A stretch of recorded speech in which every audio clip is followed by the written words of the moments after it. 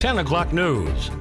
Good evening and thanks for joining us on this Saturday night. I'm Keely Van Mittendorp. Well, the two candidates in Montana's biggest 2020 electoral contest squared off tonight in their first one-on-one debate. Republican U.S. Senator Steve Daines and his Democratic challenger, Governor Steve Bullock. In the hour-long virtual affair, the candidates marked out their differences on everything from the handling of the pandemic to gun control and taxes. MTN's chief political reporter Mike Dennison was on the panel of questionnaires and files this report. If viewers had any doubt about the significance of this race nationally, Senator Daines spelled it out for them in his view. This election is the most consequential in our lifetime. It will determine who controls the United States Senate. It will determine the future of the United States Supreme Court. Because if we lose this seat, there'll be no check on Nancy Pelosi's radical agenda coming out of the House. Daines repeatedly invoked the specter of political control by Democrats and how it would be bad for Montana. Bullock tried to deflect that approach. Unfortunately, Senator Daines has to run against me, not Nancy Pelosi or anyone else. And pitched himself as someone who can heal the divisions in Washington and said Daines is a party hack and pawn of corporate interests. Steve Daines has accomplished a lot for corporations. And like when you look at those tax cuts, 83% go to the top 1%. We get nothing. So he's been able to certainly get a lot done for the wealthy and corporations, but not most Montanans. Yet Daines kept hammering away on Bullock as the pawn of D.C. Democrats and as a vote for a liberal agenda on issues like taxes. Governor Bullock wants to raise taxes. I want to cut taxes. The Supreme Court. Steve Bullock has made it clear he wants to abolish the filibuster and increase the number of Supreme Court justices. That would pack the courts. And gun policy. The NRA has endorsed me and gave me an A+ rating. Just yesterday, the NRA gave Steve Bullock an F. Steve Bullock wants more gun control. He is too liberal for Montana.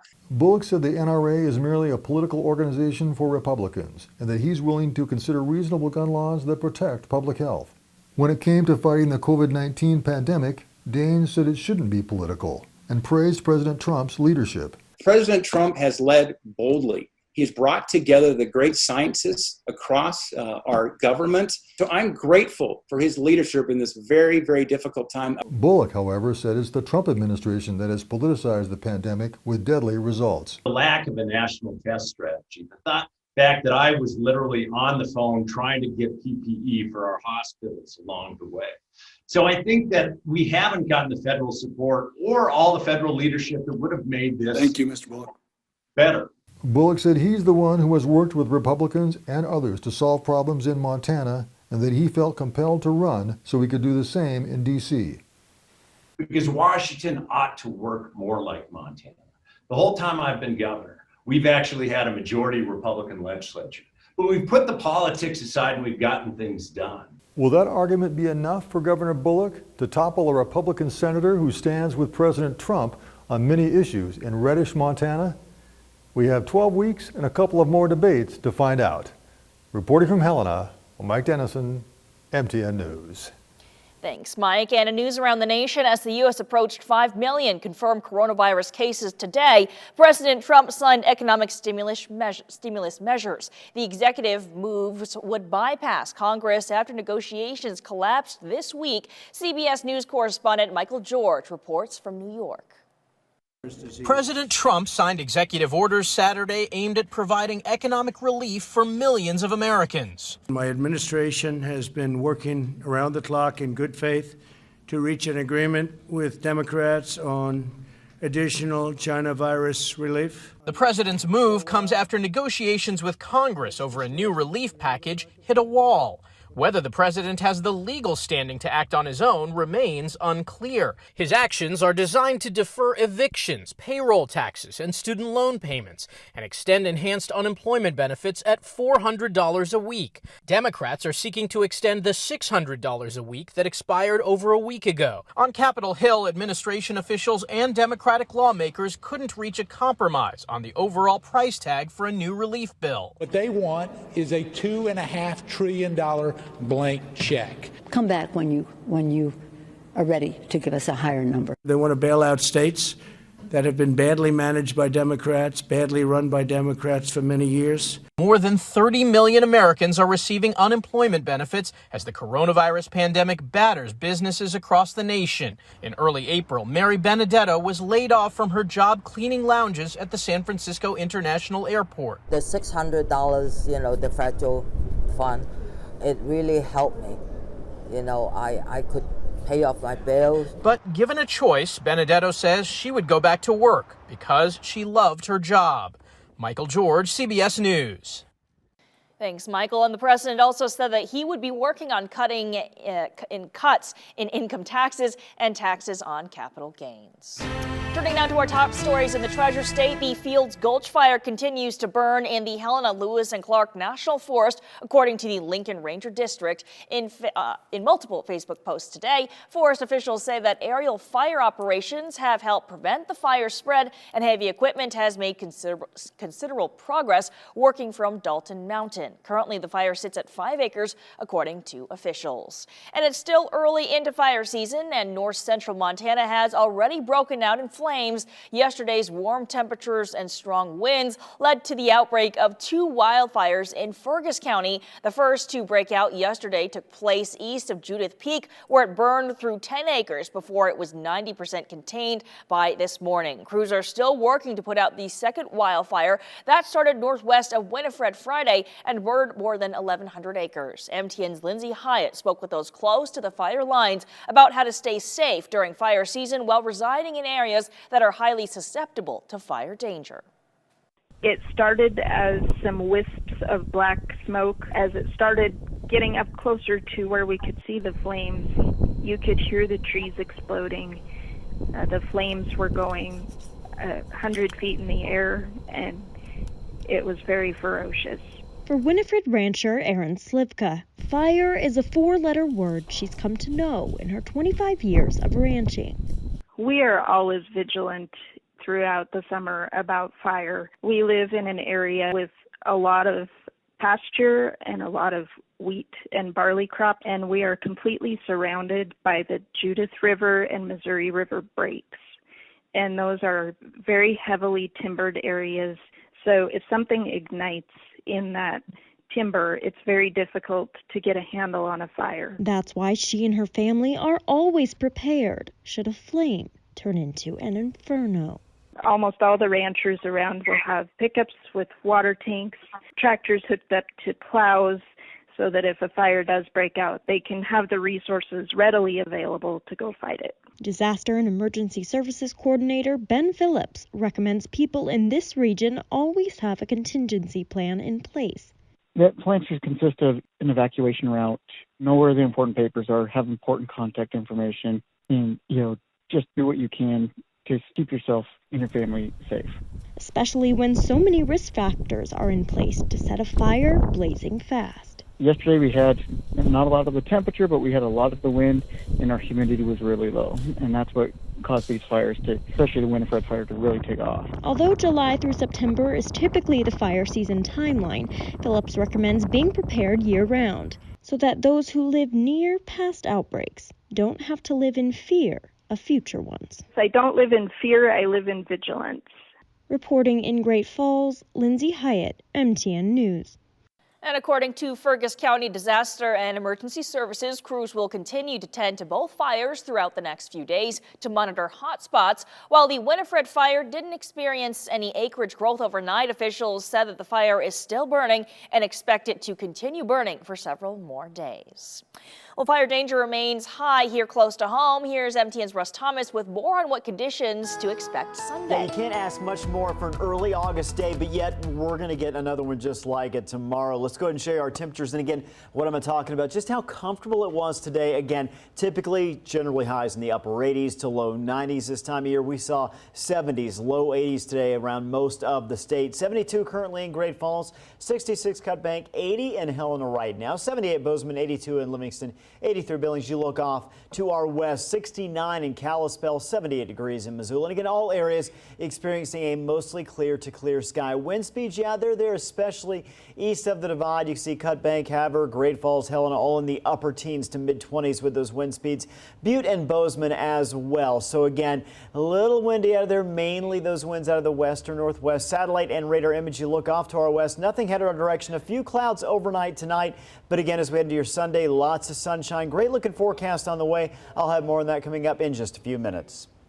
Thanks, Russ. And the Great Falls Police Department has issued a missing persons alert for a Great Falls area man. 56-year-old Ronaldo Miranda was last seen on Tuesday, August 4th at around 11:30 a.m. at the Walmart on Smelter Avenue in Great Falls. The alert says that his clothing description is not known, but that he usually wears a Grizz baseball cap. He is 5'7", weighs 140 pounds, and has brown hair and brown eyes. Anyone who has seen Miranda is asked to call the Great Falls Police Department. That number is going to be listed on our website and also right there on your screen. Coming up next on the 10 o'clock news, one family is opening up their hearts and home during this pandemic. That story from the Magic City next.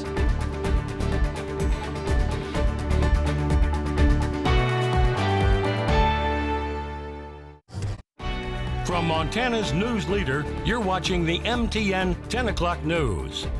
And welcome back. Well, the 19th annual Wendy's A Waiting Child Golf Classic is set to take place this Monday at the Yellowstone Country Club. But beyond the irons and putts, there are many reasons why golfers are teeing up. MTN's Victoria Hill shares a story of one family that's grown by leaps and bounds in more ways than one, thanks to adoption.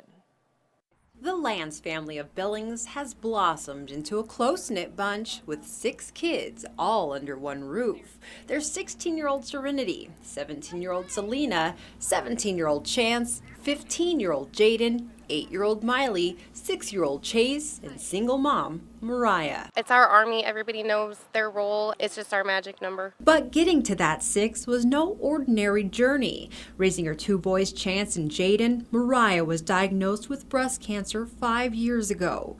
That bout would take away her ability to have more children, but she still had dreams of one more. And I wanted a little girl. Tutus and frillies. That dream came true through the foster care system and a little girl named Miley. I just told the department, like, I want a forever little girl. And before I made the final decision, though, I did ask my boys, you know, what do you guys think about me adopting? And they were like, Mom, you can do whatever you want. You've beat cancer, like, we're cool with it. And so they called and I got my little 4-year-old Miley. Now it would seem her family was complete, but there was something Miley wanted too. She cried for her sisters every night. And I just called the department and we have to get visits, we have to get visits. Well, 30 days to the exact day later, they called and said, what's it going to take for you to take the teenage sisters? Because really, honestly, it's really hard to foster or adopt out teenagers. And so I was like, I'll never be the reason why that little girl cries, ever. And so Selena and Serenity became part of the Lance family, their adoption becoming official with the theme, it's not where you come from, it's where you belong. It's given us like more opportunities to succeed and just do better for ourselves, and it's been such a blessing to be put in this family with Mariah. I doubt I'd ever be close to where I am if I was still like where I was. I definitely want to go to college. My biggest thing is I just want to succeed in life. And I've gotten the opportunity now, and I don't know, I'm going to take it. When they first came, Selena was the only one that talked. Serenity would look at Selena to talk for her. They couldn't even order their own food. And they were in truancy, made it like 2 days one year for school is all.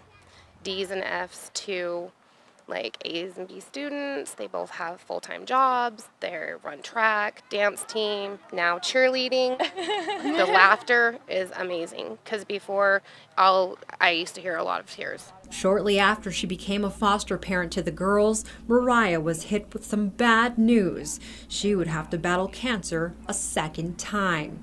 And at the same time, little Miley would require multiple surgeries to correct the bones in her legs.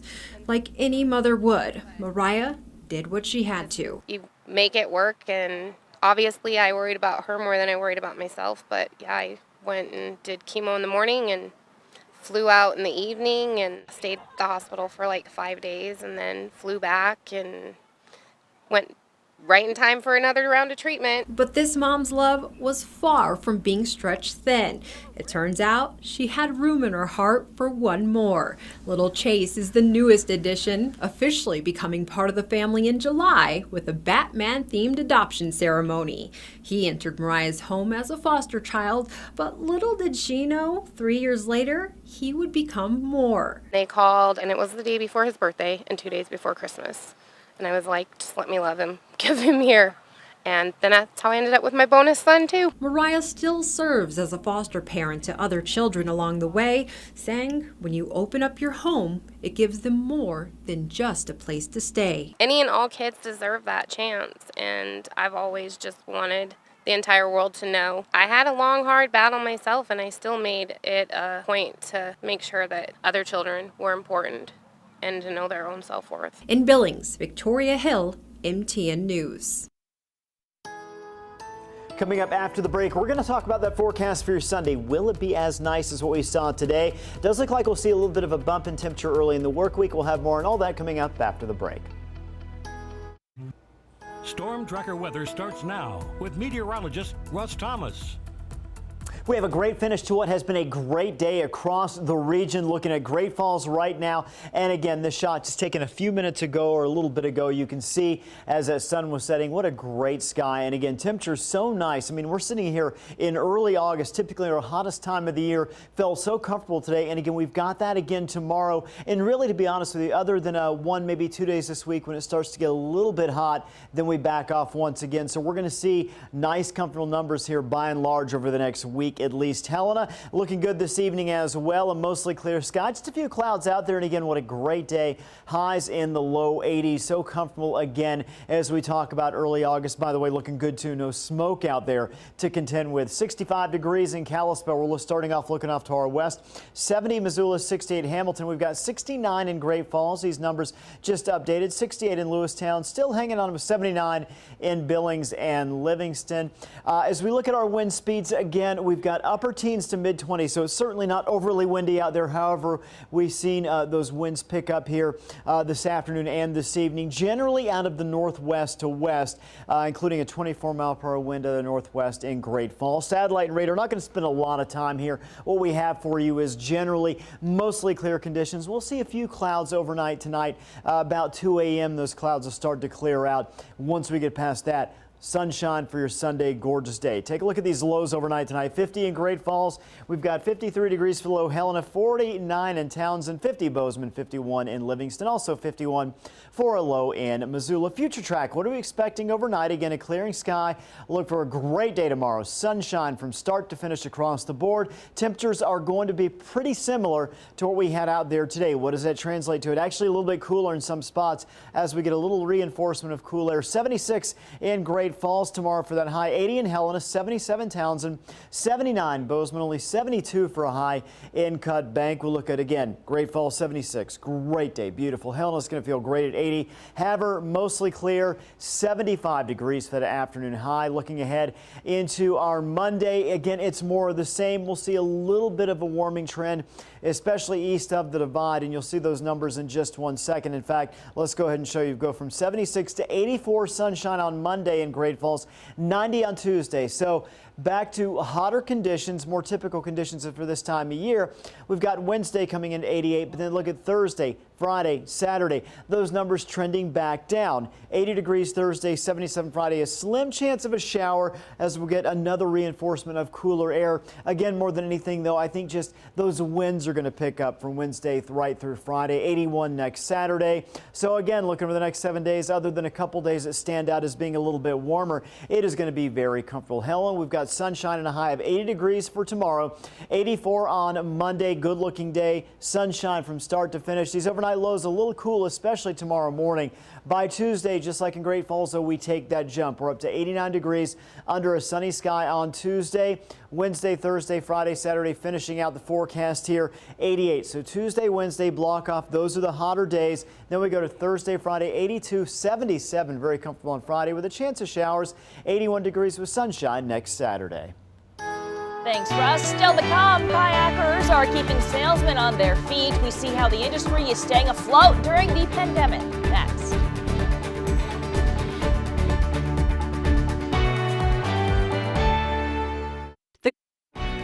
From Montana's news leader, you're watching the MTN 10 o'clock news. And welcome back to the 10 o'clock news. Well, the coronavirus pandemic continues to affect events around the state, including another one here at home. Organizers of the Luminaria Walk say this year's event is postponed. The event was set to take place along the River's Edge Trail Saturday, August 22nd. The night also was to celebrate the 100th anniversary of the 10th Street Bridge. No future date has been set yet, but we'll be sure to share that with you when we have it on air and online. And staying outdoors, we've learned about the bike shortage during the COVID-19 pandemic, but consumers looking to find a kayak this summer are having no luck either. However, there are still ways to get out on the water. Places like Montana River Outfitters can provide a lot of options for those who want to kayak but can't find any. Now that it's already August, owner Craig Matson said that renting is likely the best choice for many people as summer winds down. Plus, outfitters like Matson have other kinds of watercraft from paddleboards to fishing rafts. He said the shortage of kayaks for sale hasn't overwhelmed his business with renters for the most part, and he even has a small selection of kayaks for sale as well. We have enough boats, kayaks and rafts and paddleboards so that we do have to turn people away, particularly on weekends. We have some times when we're busy, but we have lots of boats, so we're able to, fortunately, keep enough out there so that people can all get a chance to go out that want to go out. And one of the things we do here is we have kind of where you can. And in our Money Watch, the U.S. economy added more jobs than expected last month, according to new numbers from the Bureau of Labor Statistics. Still, those July numbers reveal a resurgence of the coronavirus-cooled economic growth in the summer as states continue to try to contain the outbreak. CBS's Michael George reports from New York. The coronavirus pandemic continues to take a toll on the slowly recovering job market. After a record gain in June, the Department of Labor says the U.S. economy added about 1.8 million jobs last month, as some states paused or reversed reopening plans. The unemployment rate dropped to 10.2% from 11.1%. I think that we are continuing to see job growth. That is the good news. The not so good news is that because of the spread of the virus in the South and the West, and maybe now in the Midwest, the pace of job growth is slowing down some. Even as some Americans return to work, millions are still struggling. Linda Pham's Bay Area hair and nail spa was forced to shut down again when her county was put on the California coronavirus watch list. We had to cancel our clients and let the rest of the team know. Unfortunately, the team members really do depend on us to open because they left their unemployment to come back to work for us. Roshonda Williams lost her job at a downtown Chicago hotel during the pandemic. And last week, like millions of other Americans, she also lost her extra $600 in supplemental unemployment benefits. Without that, what we will get in unemployment, I can't pay rent on. And that's the scary part. President Trump touted the latest figures, tweeting great jobs numbers, even as the White House and Congress remain deadlocked on a new relief package. When people have the security of the extra $600 a month, they then actually go out and look for jobs, or go online in this case. Economists say the pace of recovery hinges on whether the nation can effectively contain the outbreak and limit virus surges in the fall. Michael George, CBS News, New York. Thanks, Michael. And the Labor Department says the largest job gains were in leisure and hospitality. Employment in food services also rose by 502,000. Stick around. We'll be right back. Are you? And one more look at our 7-day forecast for Great Falls. Gorgeous day tomorrow. Sunshine from start to finish. Temperatures so nice out there for early August. 76 degrees. A little bit of a warm up on Monday, jumping to 84 and then 90 degrees. Well, former heavyweight boxing champ Mike Tyson will kick off Discovery Channel's Shark Week by taking on a new opponent. The network says he will square off underwater against a shark in the name of research. The special is billed as Tyson versus Jaws Rumble on the Reef. There's no word on exactly how Tyson and the shark will interact or what this face-off will entail, but the network says no sharks were injured in this promotional shoot. The special airs on the first day of Shark Week, that being tomorrow, August 9th. Talk about making a big splash this year for Shark Week. That's all the time we have tonight at 10. A quick programming note, we will not have a 5:30 newscast tomorrow night due to golf. We'll see you right back here at 10. Have a good night.